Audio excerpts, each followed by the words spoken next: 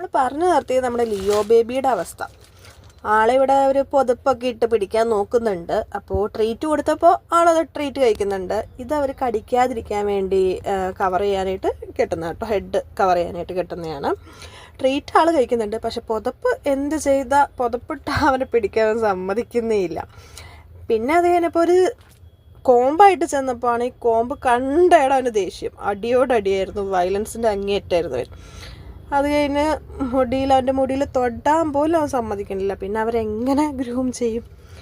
അവസാനം അവർ ട്രീറ്റ് തന്നെ വീണ്ടും കൊടുത്തു. ട്രീറ്റ് കൊടുത്താൽ ആൾ സൈലൻ്റ് ആവും, ട്രീറ്റ് കൊടുത്താൽ ആൾ ട്രീറ്റ് കഴിച്ചുകൊണ്ടിരിക്കും.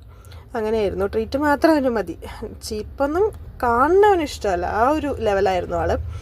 പിന്നെ അവസാനം അവർ നഖം വെട്ടിയിട്ട് നമുക്ക് തരാ ചെയ്ത്. പിന്നെ നമ്മൾ ഗ്രൂം ചെയ്തില്ല, നമ്മൾ തിരിച്ച ആളെ അതേപടിയാണ് വീട്ടിലോട്ട് കൊണ്ടുവന്നു. അവരെങ്ങനെയൊക്കെയോ ചുരുട്ടി പിടിച്ച് നഖം വെട്ടി തന്നു.